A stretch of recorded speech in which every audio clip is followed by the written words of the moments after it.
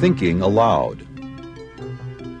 Conversations on the leading edge of knowledge and discovery with psychologist Jeffrey Mishlove.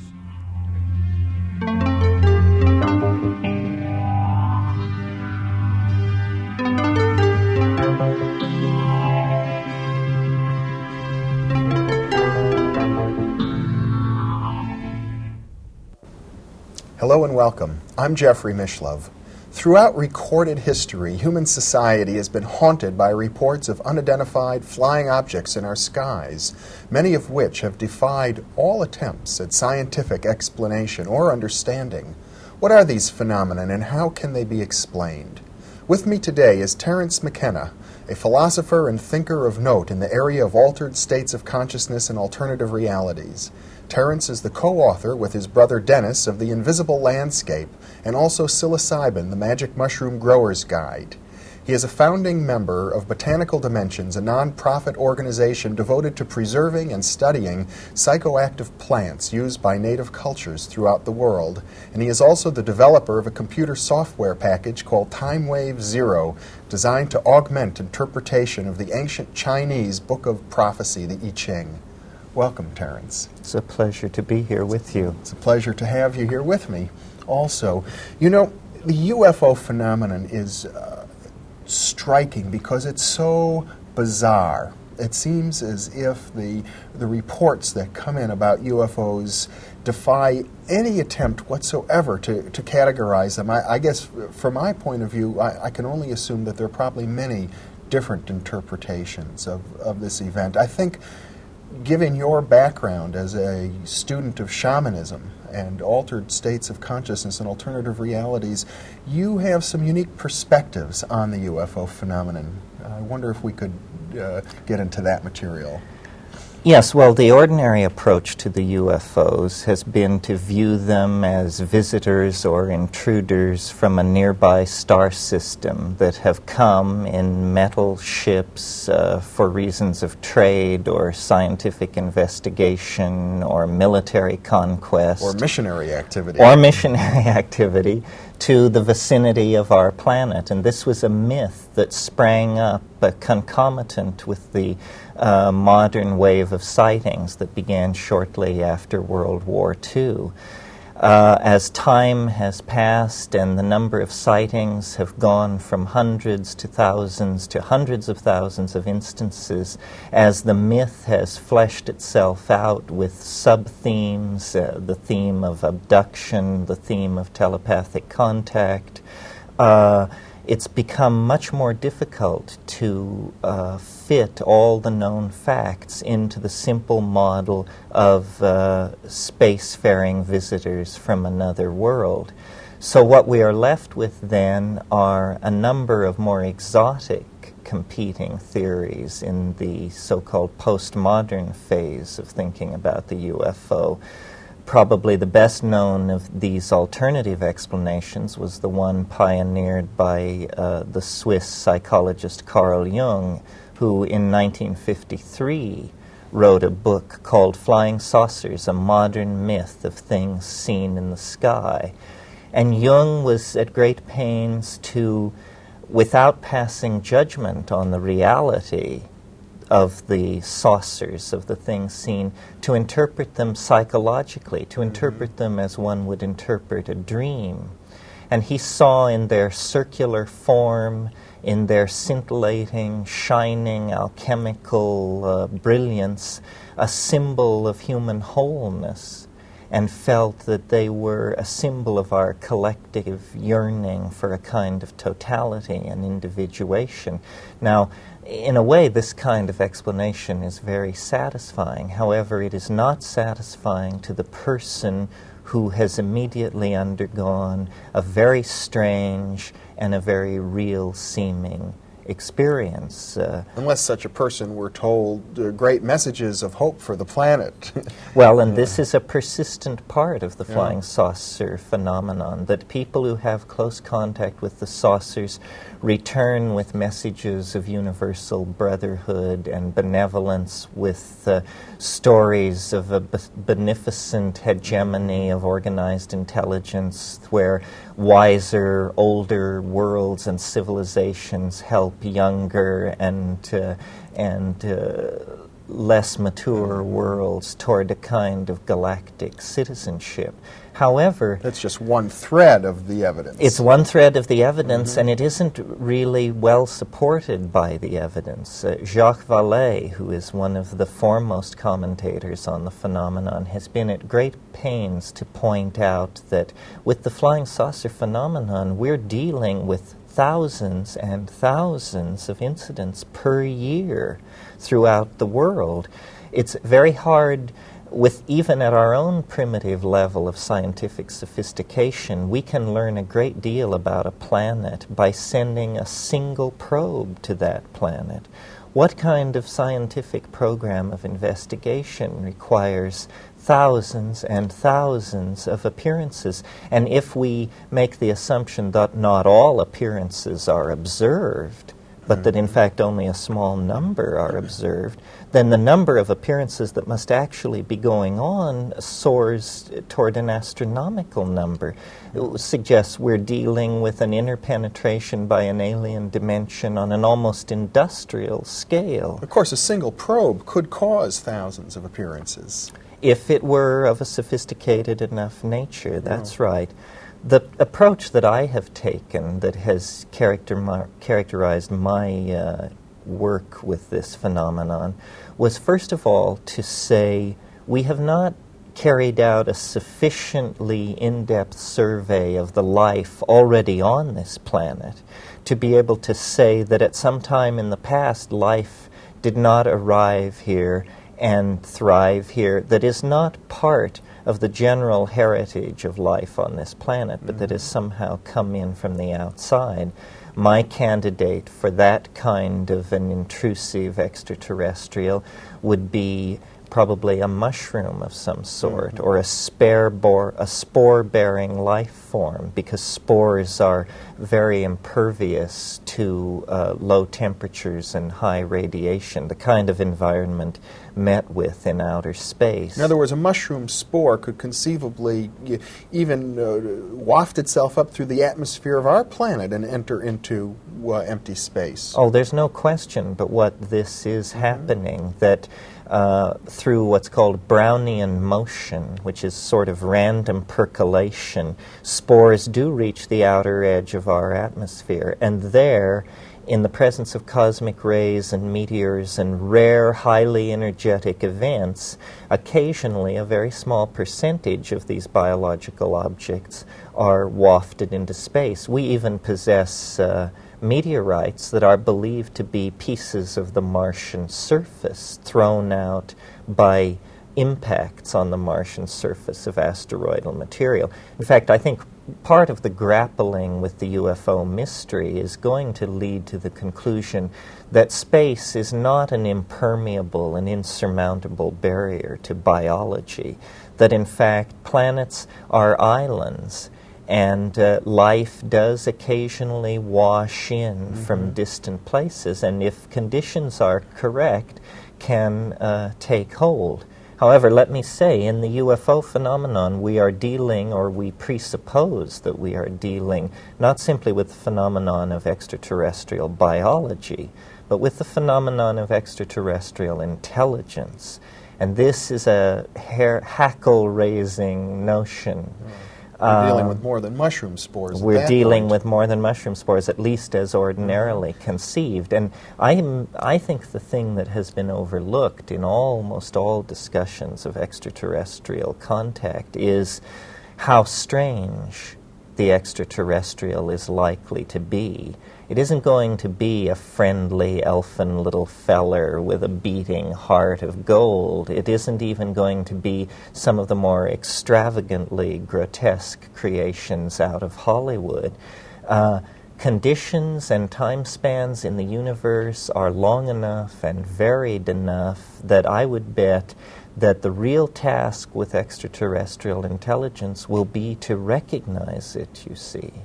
We have no conception of how species-bound our images of life and biology are. This is a place where we have never been asked to confront to what degree the monkey within us is channeled our expectations and perceptions. Well, it is the case that on this planet, virtually all known life forms are based on the same DNA molecule. Well, except that have all life forms been examined to see to what degree they deviate percentage-wise from, let's say, a standard DNA molecule? The answer is no. The sequencing of DNA is a very expensive process and is only carried out on laboratory organisms with an extensive history of involvement in medical research, like E. coli or the ordinary laboratory rat. No, there's a great deal we don't know about life on Earth. We don't know when the fungi entered into the evolutionary chain. We don't know what kind of intelligence is really possessed by the cephalopods, the shellless mollusks that include the octopi. The intelligence of dolphins has been studied by Lilly and others. The intelligence of the large primates other than man. One way of looking at nature is that it is entirely linguistic intent, that DNA is in fact a way of uttering protein syntactical structures into matter. In other words, that all of nature is like a poem. Yes, nature is a communicating system of some sort. And the problem that we have is to transcend cultural languages, historically created languages with very limited applications, and instead fall into phase with the communication systems that nature has placed all around us. One possible view of the flying saucer is that it is a kind of projection from the consciousness of the planet, that it is Gaia, that it is in fact a kind of alchemical object haunting human historical time with a symbol of totality, the kind of totality that our religions and our mystical yearnings are so at pains to concretize for us. But unless we, as egocentric beings, clarify our relationship to the unconscious, then I think the flying saucer is going to remain quintessentially mysterious. And this was Jung's view. One of the things that Jung pointed out in this book is that we must pay attention to the research which Dr. J.B. Rhine was doing at that time at Duke University in ESP and psychokinesis, and that even if UFOs had a physical reality, could be photographed or could be weighed and measured, that they still might in some manner be projections of the human mind. Oh yes, this is an important point to make, which the flying saucer people are forever misunderstanding, and that is saying that the flying saucer is a psychic object does not mean that it is not a physical object. Jung in Mysterium Conjunctionis is at great pains to say that the realm of the psychic and the realm of the physical meet in a strange kind of never-never land that we have yet to create the intellectual tools to explore.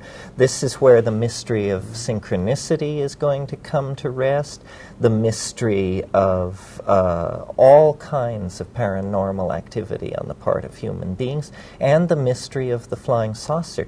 It's interesting, you see, that if you take the broad world of the so-called mysteries, parapsychological, shamanic, extraterrestrial, so forth, and hypothesize another spatial dimension, one more spatial dimension, then suddenly all these mysteries become trivial. They are easily done. Locked boxes are opened, future events are discerned, lost objects are found.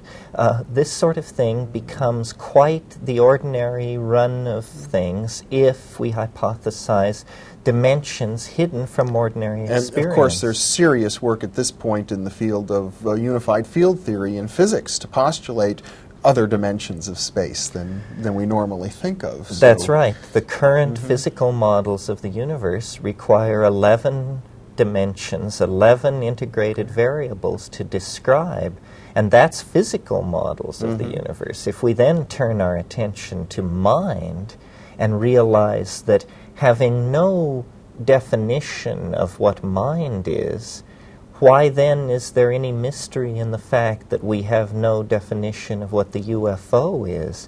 The mind is present at hand in every conscious moment. It has been our constant companion for 50,000 years, and we haven't a clue as to what it is. So, therefore, a manifestation of the other, the superego, or the extraterrestrial other, like the UFO, it is not surprising that it is a mystery. I always hark back to the words of J.B.S. Haldane, the great British enzymologist, who said, reality is not only stranger than we suppose, it may be stranger than we can suppose. Well, that suggests to me that if we look at some of the most bizarre, most anomalous cases that we have, such as UFOs, and we begin to ask ourselves, not so much what are they, because that's a mystery, but what is their function? How are they affecting us? That's like holding up a mirror to ourselves, and it tells us a great deal about the basic mystery of our mind and our reality. Yes, this is the so-called postmodern approach to ask the question, not what is the UFO, but what is it doing to us? Jacques Vallée pioneered this approach, and the answer is fascinating. What the UFOs are doing to us, to global society, is they are eroding faith in science by casting directly in the path of science a kind of gauntlet, a challenge. Crack this. Almost as though the cosmic giggle had shown up at the bachelor party of science to spoil the bash, in the same way that the resurrection of Christ posed a tremendous problem for the intellectuals of late Roman antiquity, because they had no place in their worldview for someone rising from the dead. They were Greek materialists, atomists, essentially. In that same way, the UFO challenges the assumptions of science. And I think in that way, in that sense, Jung was really on to something when he saw it as coming from the unconscious. It is like an object coming from the unconscious with a compensatory function to turn us away from the rational and toward the intuitive, to turn us away from the paternalistic, Apollonian, solar, masculine view of things, and toward a kind of watery, lunar, mysterious, intuitively felt feminine force, almost as though the UFO is a manifestation of Gaia as mother goddess, science as the proudest, pardon the word, erection of the rational mind, then is challenged by something from an entirely other dimension, an entirely other realm that concretizes for us the culture crisis. And that's why I've gotten into UFOs. I think they are important for a resolution of the culture crisis. They concretize the struggle between the paternalistic masculine and the lunar feminine between a dominator society and the kind of partnership society that we require to survive. And yet it seems as if that challenge is not a direct confrontation. It's, as Vallée points out, the UFOs are operating almost at the mythological level of our culture. They're not landing in the White House. They're not really challenging the military or NASA. No, they're very mercurial, very watery. When you reach out toward them, there is nothing there. What they chiefly have become is an intellectual force in human thinking about the future. But when you reach out to grasp the hardware, to read the message, to meet the alien, there is nothing there. I've come to the conclusion, both from talking to contactees and having had a contactee experience, that whatever lies behind the UFO mystery, it is a force which can literally do anything. So it is fruitless to talk about the size of the objects or their composition or color or the size of the entities and their dress and weapons and accoutrements, because it can appear literally any way it wants to. It can appear as the Virgin Mary, it can appear as Galactarian overlords, it can appear as gnomes, elves, sprites, this sort of thing. It is not to be caught in the rational net. No. Your description is strikingly actually parallel to the, with one exception, to the view of many fundamentalist Christians who say this UFO stuff is all the work of the devil. Well, I don't know about the work of the devil. Jung's criticism of Christianity was that it had not made a place for what he called the shadow. And he said the productions of Christian culture will always be neurotic because the shadow has not been included, so there's a lack of psychic balance. Perhaps the UFO carries compensatory psychic energy from the realm of the shadow. Some people are very frightened of it. Some people see it as an almost millenarian salvational hope, the savior of mankind. I think that it's very powerful, that it haunts time like a ghost, that the messianic anticipations of fundamentalist Christianity and Islam are in fact a picking up on the shock wave that the image of the flying saucer casts backward through time, that this image of the New Jerusalem, the four-gated city descending from the sky to whisk the elect away to a better place, is a kind of prophecy yearning toward a fact in the act of becoming.